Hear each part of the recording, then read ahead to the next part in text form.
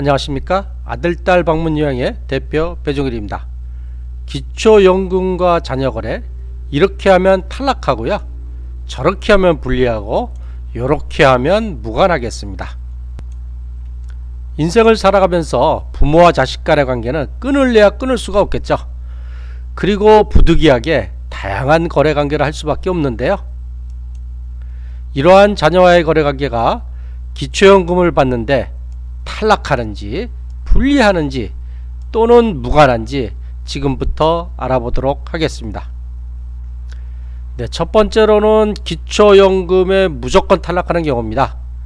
무슨 내용이냐 하면 고급 자동차의 자녀와 공동명의로 갖고 있는 경우입니다. 만약에 자녀와 공동명의한 자동차가 배기량이 3000cc 이상이거나 또는 차량가액이 4천만원 이상이면, 이 또는이라는 말은 둘 중에 하나만 해당돼도 고급 자동차라는 얘기고요. 이렇게 두 가지 중에 하나가 해당이 되면 부모님은 기초연금에 무조건 탈락하게 되겠습니다. 내가 부모님인데 내가 그 자녀와 공동명의의 지분이 1%밖에 안 되는데 왜 내가 탈락되나요? 자동차 같은 경우는 부모님의 지분이 1%라고 하더라도 그 차량의 가액은 모조리 다 부모님의 재산으로 계산하기 때문에 무조건 탈락하게 되겠습니다. 그러니 기초연금을 받으시려면 고급 자동차를 자녀와 공동명의로 하는 일은 없어야 되겠습니다. 지금부터는 기초연금에 불리한 경우를 7가지를 말씀드리려고 하는데요. 첫 번째로는 고급 자동차가 아닌 자동차 공동명의입니다. 바로 앞에서는 자동차 자녀와 공동명의하면 탈락한다고 하는데 여기서 무슨 얘기인가요? 여기서 말씀드리는 건 고급 자동차는 탈락하고요, 이 고급 자동차가 아닌 차도 있지 않습니까? 고급 자동차가 아닌 차는 배기량이 3000cc가 미만이고 또 차량 가액이 4천만원 미만인 경우입니다. 두 개가 다 해당이 돼야 되는데요, 그런 차 같은 경우는 탈락하지는 않습니다. 그런데 그 차량가액을 다 부모님 재산으로 계산하기 때문에 만약에 그 차량가액이 1000만원이다. 그럼 부모님의 소득인정액이 33,333원이 증가하고요, 만약에 그 공동명의한 차량가액이 3000만원이다. 그러면 부모님의 소득인정액이 10만원이 증가하게 되겠습니다. 이 경우에는 공동명의에서 받는 혜택과 기초연금 못 받는 금액을 비교해서 선택을 할 필요가 있다, 이렇게 말씀을 드리는데, 무슨 내용이냐 하면 자녀와 공동명의를 할 때는 무슨 이유가 있지 않겠습니까? 자녀가 처음 차를 사서 보험금이 너무 많이 나오는데 부모가 오래 탄 분이라 부모와 공동명의를 하면 보험료가 줄어든다든지 이런 이유가 있을 텐데요. 그렇게 해서 비용이 주는 것과 그 다음에 공동명의를 하면 이 차량가액이 다 부모님 소득인정으로 계산되잖아요. 그래서 소득인정액이 만약에 차량가액이 3천만원이면 소득인정액이 10만원 증가했는데, 사람마다 다 달라요. 어떤 어르신 같은 경우는 소득인정액이 10만원 증가해도 계속 기초연금을 다 받는 분도 있고, 어떤 분 같은 경우는 소득인정액이 10만원 증가했더니 기초연금이 10만원 깎이는 경우가 있어요. 이런 경우를 같이 확인을 해서 만약에 기초연금이 깎이지 않는다 그러면 공동명의에도 상관이 없습니다. 근데 기초연금이 깎이거나 또는 탈락하는 경우가 있다 그러면 그 깎이는 금액과 또 그 공동명의에서 받는 혜택, 보험료 절감 혜택이라든지 이런 거를 같이 감안해서 진행하시면 좋겠습니다. 두 번째로는 자녀 사업장의 부모 명의 대여입니다. 실제로는 자녀가 운영하는 사업이나 어떠한 이유로든 사업자 등록상으로는 부모님 명의로 되어 있는 경우에, 이러한 경우에는 사업장에서 발생하는 사업소득은 모두 부모님 명의로 계산하니까 불리합니다. 만약에 월 사업소득이 100만원이 나오면 부모님의 소득인정액이 100만원이 증가하기 때문에 기초연금에서 탈락되거나 또는 기초연금이 줄어들 가능성이 많습니다. 그래서 만약에 어떤 자녀가 부모님한테 부모님 명의 좀 빌려주세요 할 때 이 명의를 빌려준 것이 기초연금에 어떤 영향을 미치는지 안 미치는지는 한번 신중하게 검토를 해보고 진행하시는 것이 좋겠습니다. 세 번째로는 자녀를 수익자로 한 보험인데요. 부모님들이 자녀를 수익자로 한 보험 많이 들고 계시죠. 자, 첫 번째 예를 들어드리면, 자, 수급자라는 건 이제 기초연금을 받으실 분입니다. 수급자가 보험계약자이고 수급자가 수익자인 경우, 이 경우에는 당연히 수급자의 금융재산으로 계산을 해요. 이 보험 같은 경우는 그 해지했을 때 환급금을 기준으로 금융재산으로 계산하거든요. 자, 두 번째, 수급자, 부모님의 보험계약자고요. 자녀가 수익자인 경우에요. 이런 경우는 내가 보험계약자고 내가 보험을 들었지만 보험을 타는 사람은 자녀이기 때문에 나하고 상관없지 않냐? 근데 그렇지 않습니다. 이 경우에도 수급자의 금융재산으로 산정을 하고요. 자, 세 번째 경우에요. 그래요? 내가 보험계획자라 내 금융재산을 산정한다면 그러면은 수급자를 자녀로 바꾸죠. 그래서 자녀를 보험계획자로 바꿨어요.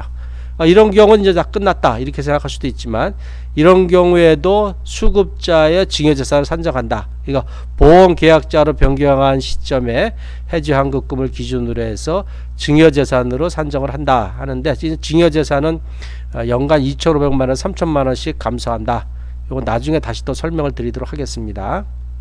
그러니까 이제 자녀를 수익자로 한 보험은 이 수급자의 금융재산으로 산정이 되거나, 또는 자녀를 보험계획자로 변경을 해도 수급자의 증여재산으로 산정된다. 이런 걸 좀 알아두시면 좋겠습니다. 네 번째로는 자녀에게 현금을 빌리는 경우에요. 살다 보면 자녀가 좀 여분의 돈이 있고 내가 집을 사거나 또 전세를 갖다가 사는데 돈이 좀 필요해서 자녀한테 빌릴 수도 있죠. 이런 경우 차용증을 쓰거나 공증인이 작성한 공정조서를 제출하면 되는 거 아니냐, 객관적인 자료를 제출하면 되는 거 아니냐 이렇게 하겠지만, 그렇게 한다고 해도 현금을 빌린 거는 부채로 인정받지 못합니다. 만약에 현금을 어떤 은행에서 빌렸으면 부채로 인정을 받는데, 이런 경우 부채로 인정을 못 받는 얘기고요. 근데 단 법원의 판결문이나 또는 화해 조정조사에 의한 채무 이행 대상인 대출 금액을 확인한 경우에, 요 경우에는 자녀로부터 현금을 빌려도 부채로 인정받을 수 있겠습니다. 그래서 만약에 어떤 그 돈이 필요해서 어떤 빌릴 때, 만약에 이것이 그 기초연금과 좀 관련이 있겠다, 이로 인해서 기초연금 받는 금액의 변동이 있겠다 그러면 가능하다 그러면 은행에서 빌리면 부채로 인정을 받습니다. 근데 은행에서 빌리지 않고 자녀에게도 빌렸다 그러면 대부분 부채로 인정을 받지 못한다. 이렇게 생각하시면 되겠습니다. 네, 다섯 번째로는 시가 표준의 6억 원 이상의 자녀의 소유집의 주소지를 하는 경우인데요. 그럴 수도 있지 않습니까? 살다 보면은 자녀 집에 같이 살 수도 있죠. 근데 이런 경우는 이 기준이 뭐냐면 본인, 그러니까 기초연금을 받으시는 분 또는 그 배우자도 해당이 돼요. 주민등록상 주소지의 주택이 1촌 이내인 직계비속인 자녀입니다. 자녀 명의의 시가 표준액 6억 원 이상의 주택에 거주하는 경우는 무료 임차 소득액을 추가로 계산합니다 하는 얘기인데, 이 시가 표준액이라는 게 뭔가요? 시가라는 건 매매가가 아니고요, 공시지가예요. 공시지가 6억 원 이상의 주택에 거주하는 경우입니다. 그런 경우는 어떻게 되냐면, 만약에 이제 공시지가 6억 원 이상의 자녀 집에 같이 주소지를 주고 거주하는 경우는 무료 임차 소득이라고 해서 소득 인정액에 39만 원을 더 추가해요. 만약에 자녀의 집이 공시지가 10억 원이에요. 그러면 무료 임차 소득을 65만 원을 추가하고요. 자녀의 공시지가 집이 20억이에요. 그러면 무료 임차 소득을 130만 원이라는 많은 돈을 갖다가 소득 인정액에 추가하여 계산하게 되겠습니다. 네, 여섯 번째로는 자녀에게 임대차 계약을 하는 경우에요. 살다 보면은 집이 두 채가 있어요. 근데 자녀가 집이 없어. 그래서 자녀에게 임대차 계약해서 전세 계약을 주는 경우도 있죠. 이런 경우를 얘기하는 건데, 이런 경우에 자녀도 해당이 되고, 또는 그 배우자, 형제 자매 및 배우자도 포함합니다. 그러니까 자녀뿐 아니라 그 배우자, 자녀와 배우자, 또는 어떤 수급자 기준으로 해서 형제 자매 및 그 배우자 포함에게 집을 전세 주어서 임대차 계약을 하는 경우는 임대보증금에 대해서 부채로 인정받지 못한다는 겁니다. 일반적으로 제3자한테 임대보증금 전세를 주면 그 전세보증금에 대해서는 다 인정받는 건 아니고요. 그 집 공시지가의 50%까지 부채로 인정을 받을 수 있어요. 근데 이제 자녀에게 또는 형제 자매 및 그 배우자에게 임대차 계약을 했을 경우는 부채를 인정받지 못하는데, 그 금액이 얼마냐 보면 임대보증금이 1억 원이면 소득 인정액이 33만 3,334원이 감소할 기회를 놓친다는 거고, 만약에 임대보증금 2억 원로 부채를 인정받을 수 있는데 못 받으면 소득 인정액 66만 6,666원을 소득이 이제 감소될 걸 못한다는 얘기예요. 그렇기 때문에 뭐 부득이한 경우면 당연히 자녀한테 임대차 계약을 해야 되겠지만, 이렇게 자녀에게 임대차 계약을 하면 부채로 인정받지 못하고, 그 부채로 인정받지 못하면 1억 원이면은 33만 원 정도, 2억 원이면은 소득 인정액 66만 원 정도를 적게 계산받을 것을 못 받는다. 따라서 그만큼 기초연금을 못 받을 수도 있다. 이렇게 생각하시면 되겠습니다. 네, 7번째로는 자녀에게 재산이나 현금을 증여하는 경우인데요. 뭐 자녀에게 재산이나 현금을 증여할 수도 있죠. 이렇게 증여를 하면 일반적으로는 이제는 내가 재산이나 현금을 증여했으니 이제 내 돈이 아니야, 그러니까 내 재산이 그만큼 줄어들었겠지, 이렇게 생각하지만 기초연금 계산할 땐 그렇지 않습니다. 이렇게 자녀에게 재산이나 현금을 증여했더라도 바로 재산이나 금융재산에서 차감되지는 않고요. 본인 소비분이나 또는 자연적 소비 금액을 차감한 자녀 금액, 나머지 금액은 그 수급자의 재산으로 계산을 한다는 얘기입니다. 그러면 차감되는 본인 소비분이란 무엇이냐 하면 본인 및 배우자의 의료비라든지 장례비, 혼례비 또는 노인 장기 요양보험 이용 금액이라든지 교육비, 위자료, 양육비 같은 경우는 본인 소비분으로 빼준다는 얘기고요. 그 다음에 이제 자연적 소비 금액이 있어요. 이 금액이 큰데요. 이게 연도별로 좀 다릅니다. 2023년 기준으로는 단독 가구인 경우는 한 달에 221만 7,408만 원을 썼다고 생각해서 빼줘요. 부부 가구인 경우는 한 달에 270만 482원을 깎아줘요. 그러니까 만약에 1억 원을 갖다가 자녀한테 증여를 했다. 그러면 만약에 본인 소비분이 1,000만 원 있다 하면 1,000만 원을 빼주죠. 9천만 원이 되죠. 9천만 원에서 이 단독 가구 같은 경우는 220만 원을 1년이 지났다 라고 하면 1년 후에 계산하면 한 2,600만 원 정도가 되거든요. 그러면 이제 1년 뒤에 계산은 어떻게 하냐면 1억 원에서 본인 소비분 1,000만 원 빼고, 그리고 자연적 소비 금액 2,600만 원, 단독 가구인 경우 2,600만 원을 빼면 3,600만 원을 빼죠. 1억 원에서 3,600만 원을 뺀 나머지 6,400만 원만 기초연금 계산할 때 재산으로 계산한다. 이렇게 보시면 되겠습니다. 부부가구 같은 경우는 1년 되면 약 3,200만 원씩이 갖다 줄어들어요. 그러니까 이런 경우는 만약에 내가 이제 기초연금을 받을 수 있는데 1억 원이 초과해서 1억 원이면은 약 소득 인정 34만 3천 원 정도 되거든요. 지금 2023년도 단독 가구 기초연금액이 32만 3,180원이잖아요. 그래서 내가 1억 원만 없으면은 기초연금을 다 받을 수 있겠는데 하는 분은 뭐 어차피 자녀한테 내가 증여할 거다 라고 하면 지금 증여해 주시는 것도 괜찮아요. 증여를 하고 나면 처음에는 못 받겠지만 1년 뒤에는 약 한 3천만 원, 뭐 2,600만 원씩 한 45개월, 한 3, 4년만 지나면 제로가 되기 때문에 계속 기초연금을 받을 수 있습니다. 뭐 1년 지나면 뭐 한 7만 원 정도 받고, 2년 지나면 14만 원, 3년 지나면 21만 원, 뭐 4년 되면은 32만 3천 원을 다 받을 수도 있기 때문에 요거는 어떤 상황이냐에 따라서 뭐 꼭 나쁘다 이런 건 아니고 그렇게 할 수도 있겠습니다. 네, 지금부터는 기초연금과 무관한 사항을 4가지를 말씀드리려고 하는데요. 첫 번째로는 자녀로 받은 용돈이에요. 어떤 분들은 걱정해요. 자녀가 매달 용돈을 주는데요, 이게 소득으로 계산되는 거 아닌가요? 그게 소득으로 계산돼서 기초연금이 깎이는 거 아닌가요? 이렇게 걱정하시는 분이 있는데 걱정하지 마십시오. 자녀로부터 받는 용돈은 소득으로 계산되지 않으니 마음 놓고 받아서 기분 좋게 사용하면 됩니다. 자녀가 효도하겠다고 아버님 어머니 용돈 드리겠습니다. 그러면 됐다, 안 줘도 된다 이러지 마시고요. 기분 좋게 받아갖고 노후 생활에 보태 쓰시면 되겠습니다. 근데 이 용돈을 만약에 통장에 예금을 하면은요, 예금을 하면 정부에서 그냥 예금한 돈에 출처나 성격을 가리지 않고 그냥 금융재산으로 계산을 해요. 그러니까 가능한 한 이 용돈이 뭐 돈이 좀 큰 돈이라, 뭐 작은 돈이면 별 상관이 없겠지만 큰 돈이라 그러면 예금하지 마시고 그냥 쓰시는 것이 좋겠습니다. 두 번째로는 자녀의 재산인데요.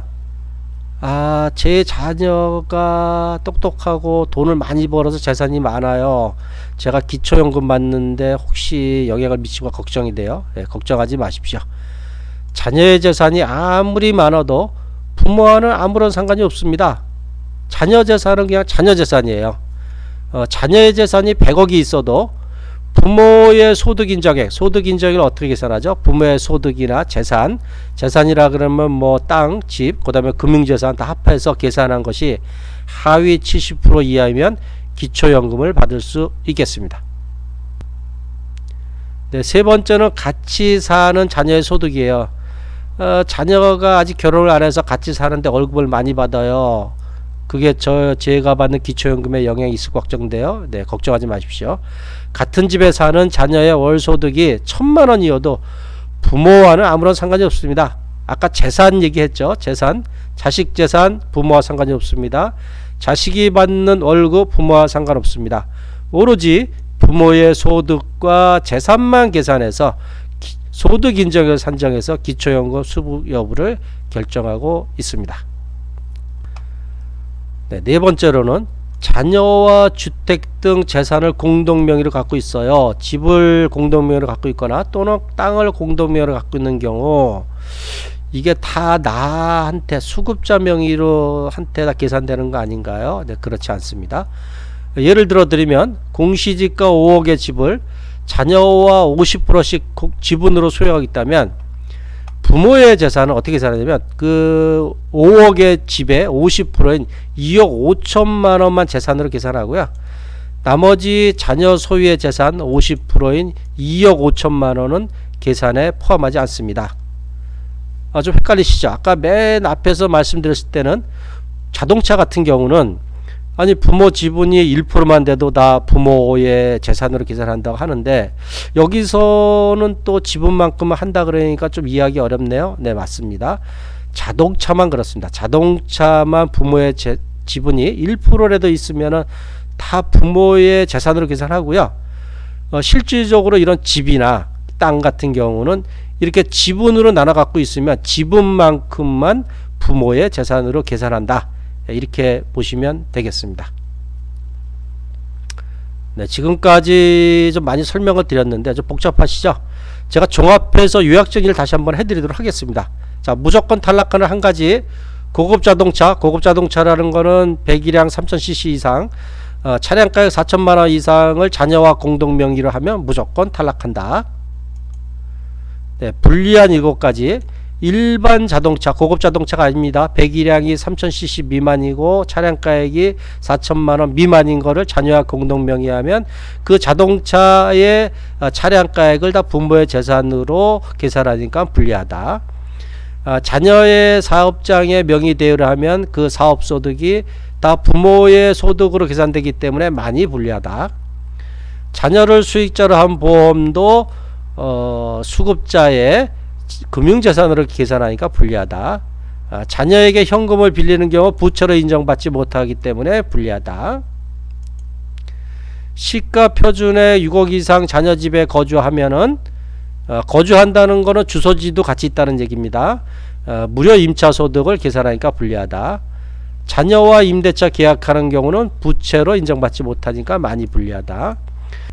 자녀에게 재산이나 현금을 증여하면 바로 없어지는 게 아니고 본인 소비분이나 자연적 소비 금액만큼씩 줄어든다. 그래서 1년에 약 2,600만원, 3,200만원씩 재산이 감소하고 나머지 금액이 기초연금 계산할 때 소득 인정으로 계산이 된다. 이렇게 보시면 되고요. 네, 무관한 4가지 말씀드리겠습니다. 자녀로부터 받는 용돈 소득으로 계산되지 않아요. 걱정하지 말고 받으시면 돼요. 자녀가 100억 재산이 있어도 부모와 상관이 없습니다. 자녀의 재산은 자녀의 재산이고 부모의 소득과 재산으로만 소득 인정을 계산합니다. 같이 사는 자녀가 월급을 많이 받아도 상관없습니다. 부모의 재산과 소득만 계산합니다.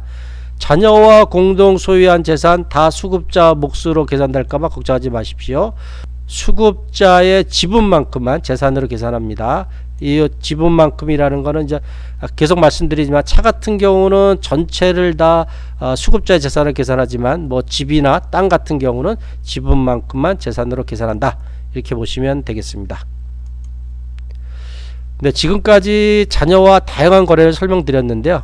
이러한 자녀와의 다양한 거래 관계가 기초연금에 어떠한 영향을 미치는지 잘 이해하시고 적절하게 대응하시면 좋은 결과가 있겠습니다. 네, 저는 고향과 일산 파주 지역의 방문요양 전문업체인 아들딸 방문요양의 대표 배종일입니다. 아들딸 방문요양 유튜브 채널에는요, 기초연금 관련한 많은 동영상이 있으니까 보시면 도움이 되실 겁니다. 그리고 이 동영상이 마음에 드신다면 구독을 좀 꾹 눌러주시고요. 좋아요, 알림 설정도 부탁드리겠습니다. 문의사항이 있으시면요, 댓글로 올려주시면 되겠습니다. 네, 항상 건강하고 행복하십시오. 감사합니다.